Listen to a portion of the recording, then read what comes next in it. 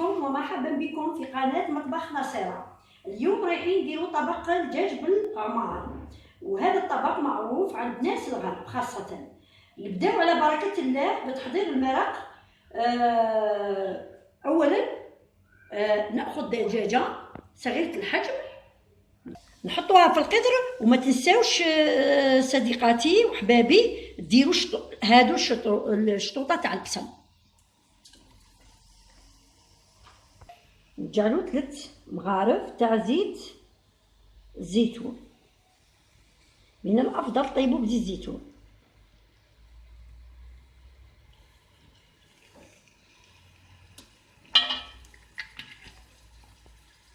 نديرو 2 وريقات تاع رند، والبصل اللي مقطعينه شويه خاشي.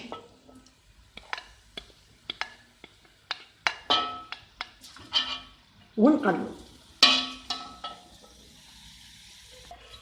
بعد ما يتنقل الدجاجه تاعنا نديرو مغرف تاع حرور،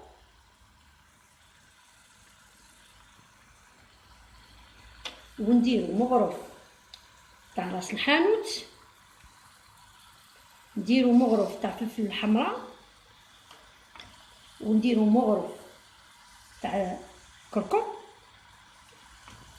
ونديرو مغرف تاع كمون وكرويه مخلطين في رحبه، ونديرو شويه تاع قرفه، شويه ماشي بزاف، ونديرو المغرف ونص تاع ملح، ونديرو العود تاع القرفه، ونقلبو مليح، نحاولوا نحكوا ديك الدجاجه تاعنا بهاد التوابل. دائما اخوات ننصحكم باش تمرقوا شويه تاع ماء باش التوابل ما تنحرقش، ونقعدوا نقلوا في الدجاجه تاعنا. والان بعد ما تقلات اخواتي نمرقوا ب2 لترات ولا لتر ونص تاع ماء، الماء يكون حامي.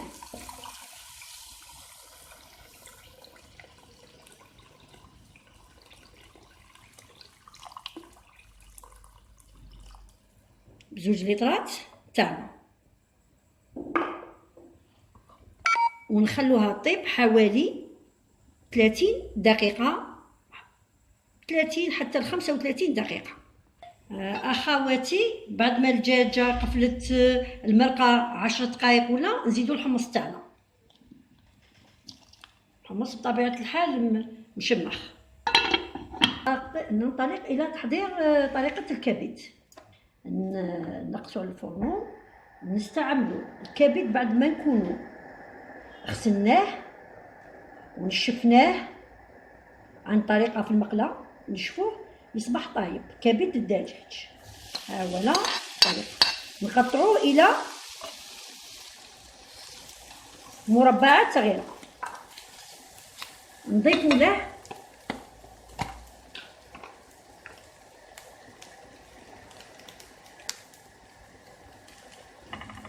مغرف تاع زبده،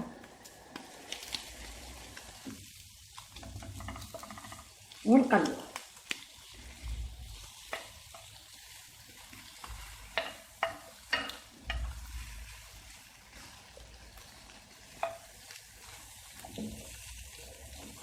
انا نقلو فيه في الكبد وما نحرقوش، هذه دائما تنحرق. وهذه الكيفيه تاع الوالده تاعي الله يطول في عمرها، هذه من الاطباق الشهيه كانت تحضرها لنا. نضيفوا البصل ونضيفوا 2 سنات تاع الثوم اللي طحناها، ونقعدوا نقلبوا.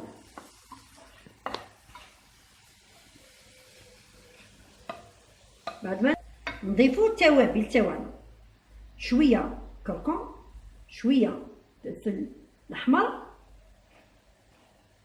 شويه تاع القرفه، شويه كرويه ومخلطه مع كمون، شويه تاع الحرور،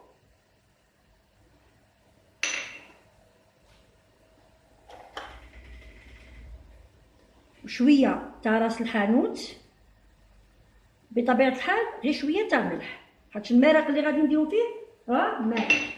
وما ننساوش نديرو شويه تاع الثوم المطحون.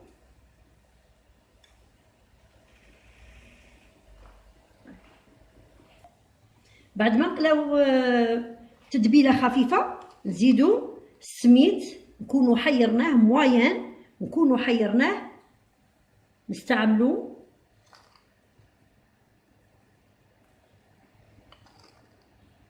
ثلاثة تاع المعالق حتى ل4 معالق سميد محير من المتوسط، ونخلطو السميد في هذاك الدهان والبصل والثوم وكل التوابل مع الكبد. بعد ما تقلاو نحطوهم في صحن كبير غامق باش نطيبو نخدمو الكويرات تاعنا تاع المعمر. ها هما دروك ناخذ من المرق الدجاج هذا اللي طيبناه ونفرغوه على المعمر تاعنا، على العمار تاعنا.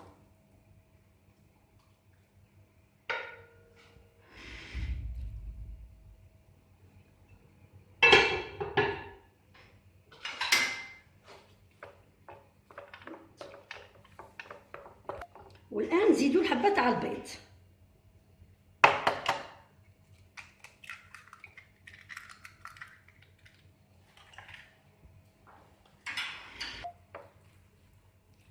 نخلطو غير بشويه. كل المقادير عندنا راهي طايبه، كل المقادير راهي طايبه. هيا بسم الله دوك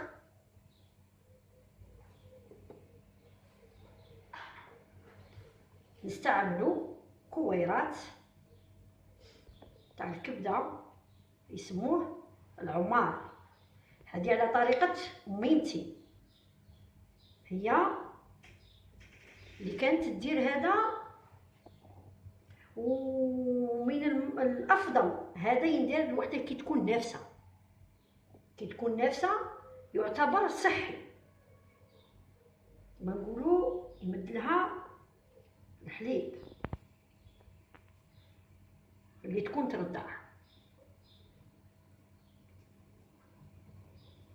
نديرو كويرات. الحبه هذه التاليه غادي نديرها عباره للنافسه. واش يديروا لها الحبه التاليه هذه اللي ما بقى لنا من لافارس، نديرو حبه تاع الزبيب ونديرو المغرف تاع السكر. هذا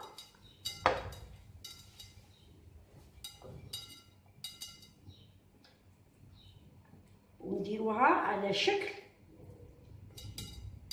ما غاديش تجي كويرات، لكن غادي تجي على شكل حبة البيضاء باش من الطيب تكون مختلفة على البقايا، ويمدوها للنافسة يكبروا بها ويقولها فرحانين بها وكامل. هذه من خبايا الام تاعي، يا ربي يطول في عمرها. بعد الدجاجه مدخلها طيب نحطوا الحبيبات، الكويرات تاع العمار نحطوهم في المرق. هذا هو طبق اليوم. نتمنى طبق اليوم عجبكم، وما تنساوش تشاركوا في القناه عبر الضغط على زر اشتراك وتضغطوا على زر لايك.